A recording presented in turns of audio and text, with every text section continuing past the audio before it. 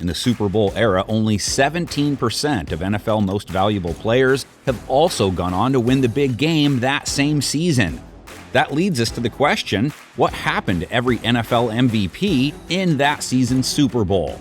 We'll kick it off with the star of Super Bowl I. The league MVP went 11-2 as a starter with Green Bay in 1966, leading the NFL with a 105 passer rating. The Packers met the Kansas City Chiefs in the first ever AFL-NFL championship game. McGee to the left, Star dropping straight back, hit as he throws, has the ball, it is McGee, touchdown! Star shined in a dominating 35-10 win for Green Bay. The future Hall of Famer threw for 250 yards and 2 scores, making history along the way. Earl Morrall and the Colts weren't so fortunate, at least not in the Super Bowl. But back up a bit. In 1968, the journeyman QB came off the bench, replaced Johnny Unitas, and led Baltimore to a 13-1 season. Morrall surprised everyone, throwing for a league-best 26 touchdowns on his way to winning NFL MVP. Of course, we know Jets quarterback Joe Namath famously guaranteed a win in Super Bowl III, but it was the New York defense that crushed the Colts' title hopes. Morrall's going to throw, and it is intercepted. Morrall, slant, intercepted. Tom Matty can throw a pass back to Morrall. All alone is Jimmy Orr, but they hit down the middle to Matty, intercepted. Morrall went 6 for 17 for 71 yards and 3 interceptions before getting benched in the second half. Washington star running back Larry Brown took home MVP honors in 1972. He racked up a league best and franchise record 1,689 yards from scrimmage in just 12 games. Brown paced the NFL with 101 rushing yards per game, leading Washington all the way to Super Bowl VII. That's where they ran into the undefeated Miami Dolphins, who held the MVP in check. Brown had 27 touches but couldn't break the big one. Miami 14, Washington 7. Fast forward 6 years when the Steelers were in the middle of an epic dynasty. Terry Bradshaw was in his prime, leading Pittsburgh to a 14-2 mark in 1978. The future Hall of Famer tossed a league-high 28 touchdown passes, guiding the black and yellow to a Super Bowl rematch against Dallas. Bradshaw did hit a few roadblocks in this back-and-forth classic, but ultimately rose to the occasion. He's going to throw. He heaves up. Swan! Touchdown! 318 yards and 4 scores were enough to put the Cowboys away as the Steelers took home their third Lombardi of the decade. In 1981, Ken Anderson became the first player in Bengals history to win NFL MVP. The stud quarterback produced a league-best 98.4 passer rating while throwing for 29 touchdowns. But Cincinnati's magical season peaked in the AFC title game. A slew of costly turnovers and a goal line stand prevented the Bengals from a coveted Super Bowl win. Despite getting sacked 5 times, Anderson kept Cincy alive. He became just the second player to pass for 300 yards in a Super Bowl.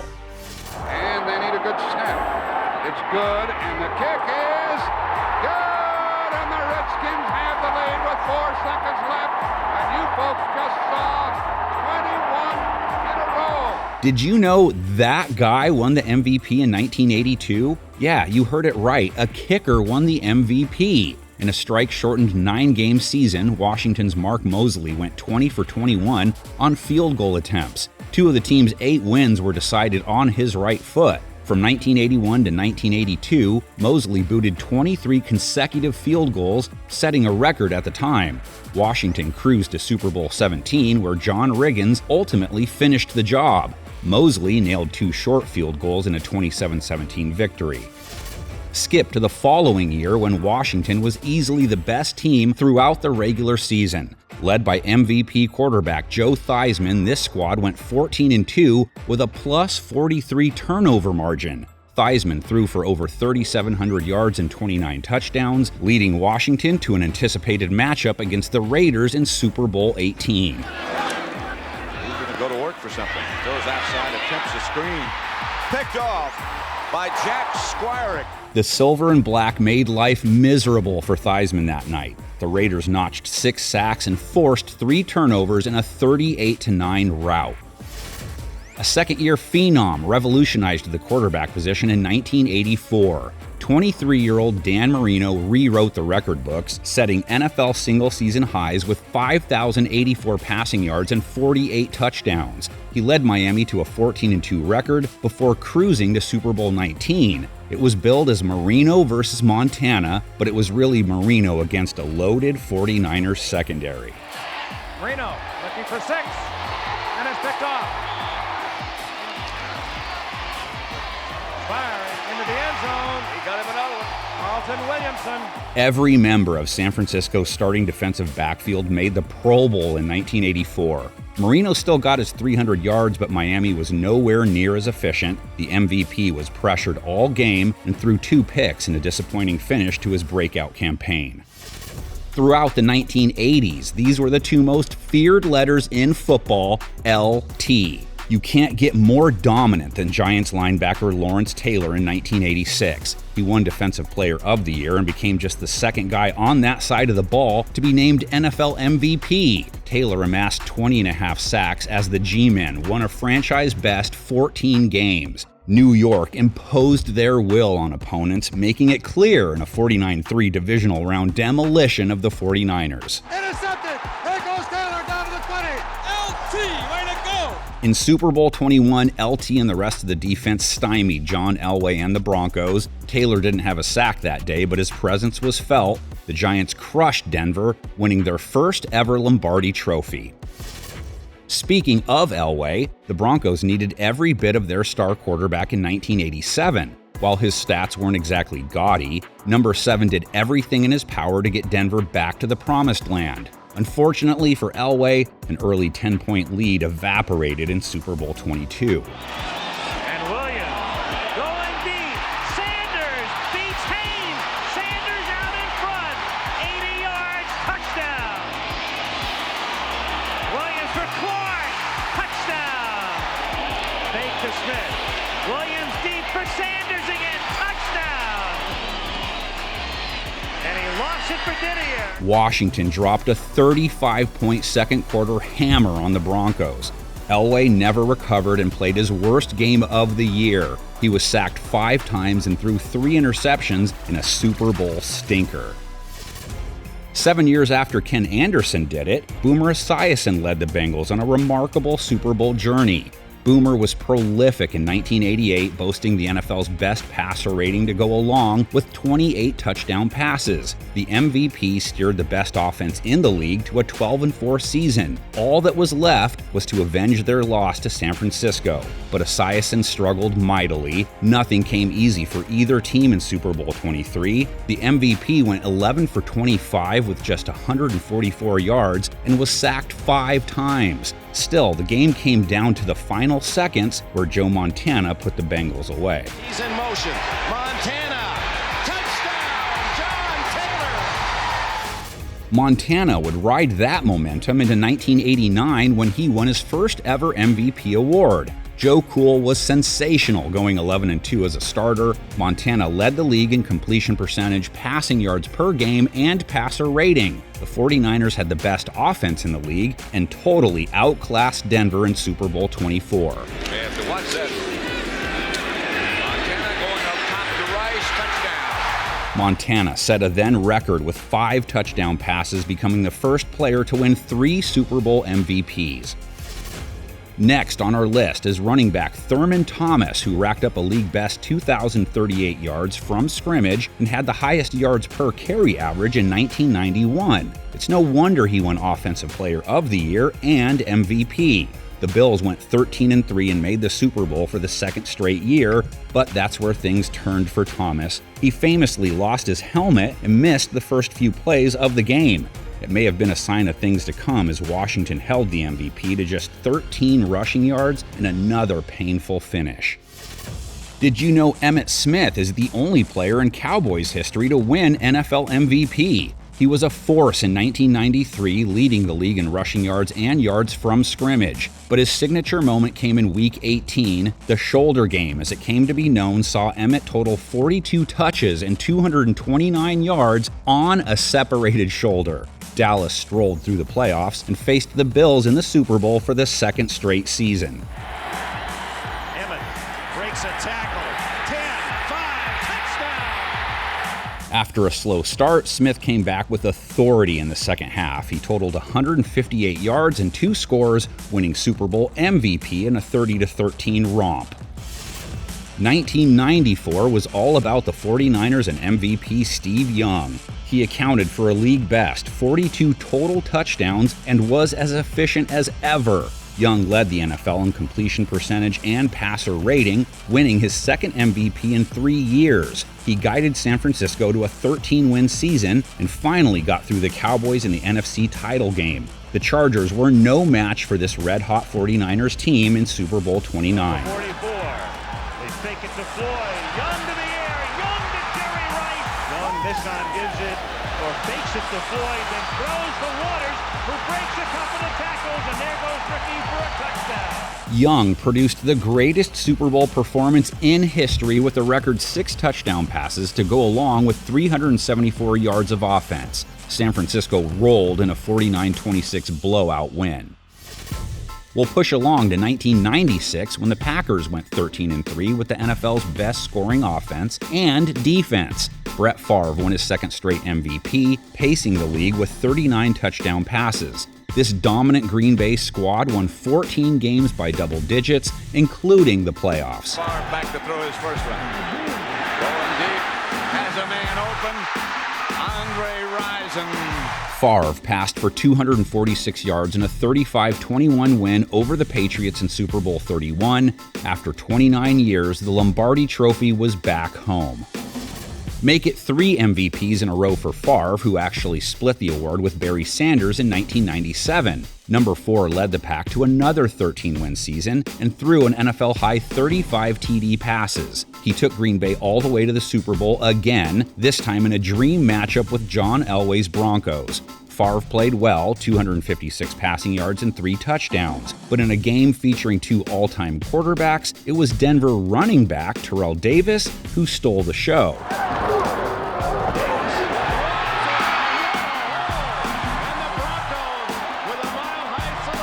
The pack would fall 31-24.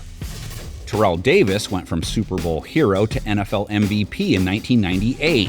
TD became just the 4th player ever to rush for 2,000 yards in a single season. He powered the Broncos to a franchise-best 14 wins, scoring a league-high 23 touchdowns. Denver plowed through the postseason and met the Falcons in Super Bowl 33. It was another productive day at the office as Davis totaled 152 yards in the Broncos' second straight championship season. It has to be considered the most out-of-nowhere season of all time. Replacing starting quarterback Trent Green, Kurt Warner went from obscurity to stardom almost overnight in 1999. He led the league with 41 touchdown passes and 109 passer rating. St. Louis went from 4-12 to 13-3 in one season and met the Titans in Super Bowl 34. Warner to throw. Going deep downfield, adjusting for it is Isaac Bruce. And Isaac Bruce threads his way for a touchdown. Warner set a then Super Bowl record with 414 passing yards, leading the Rams to their first ever Lombardi Trophy. The greatest show on turf was at it again in 2001.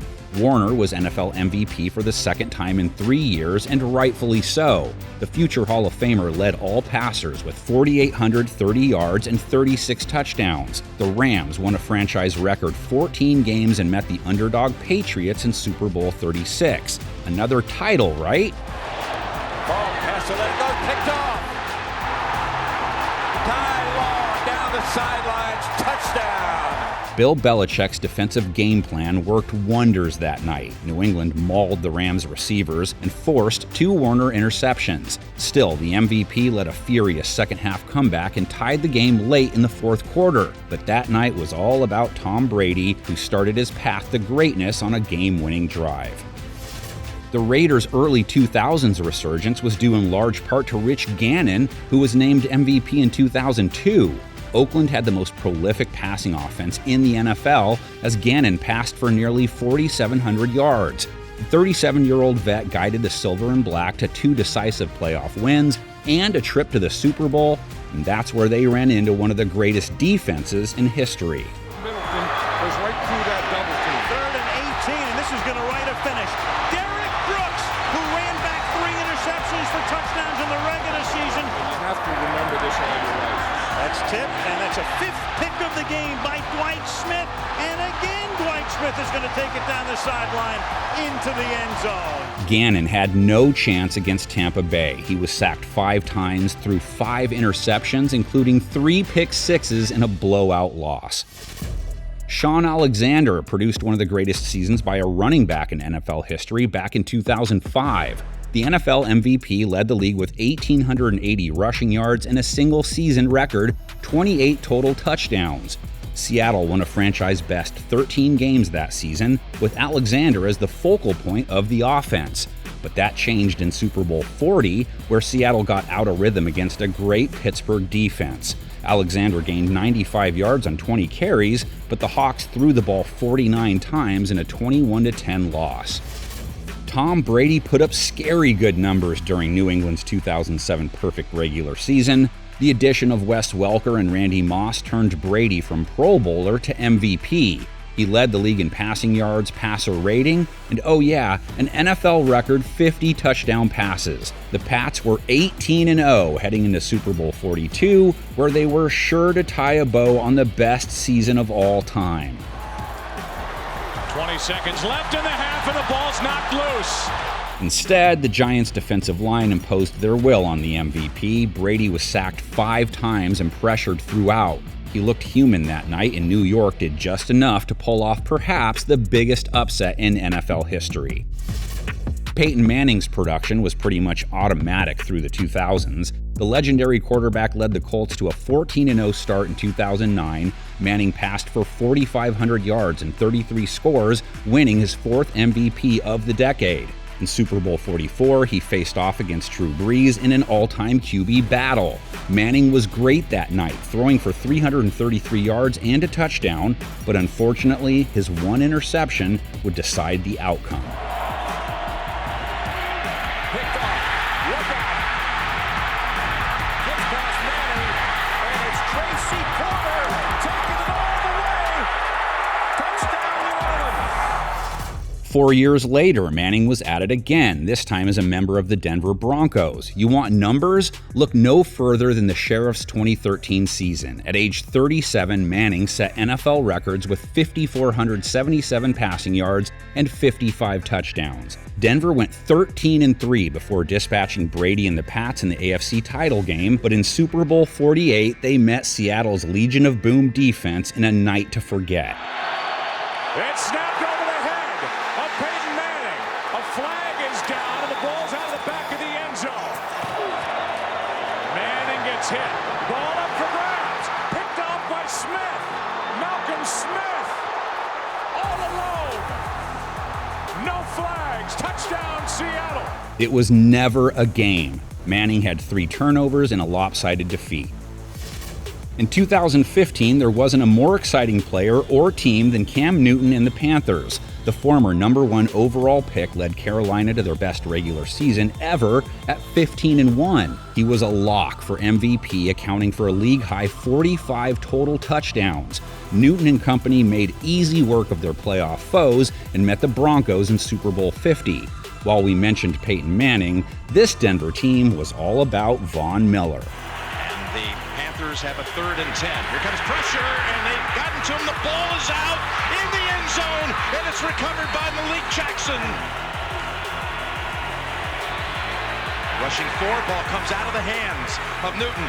It's on the ground, and it's still on the ground. Newton never settled in and had his worst game of the season. The MVP was sacked 6 times and lost 2 crucial fumbles in a 24-10 loss. The NFC South was home to another MVP in 2016. Matt Ryan was at his peak that season, leading the league with a 117 passer rating. He threw for nearly 5,000 yards and 38 touchdowns, guiding Atlanta to Super Bowl 51. It was all going so well for the Falcons. Ryan was red hot, opening a 28-3 third quarter lead, but he failed to come up with any points on Atlanta's last 4 possessions, opening the door for the greatest comeback in Super Bowl history. Toss to White. He's in. Patriots win the Super Bowl. The Falcons just sit there in disbelief. Fast forward to the next year when Brady won his third career MVP. The 2017 Patriots boasted the league's #1 total offense, with the GOAT leading the charge. Brady led the league in passing yards before advancing to yet another Super Bowl. As if he hadn't broken enough records, Brady set the mark for most passing yards in a Super Bowl with 505. He added 3 touchdown passes, but it was a costly fumble that proved to be the difference in this epic duel. Brady gets hit, the ball is out, and Philadelphia has it. Come on, Tom. Philadelphia got the best of New England in a 41-33 classic.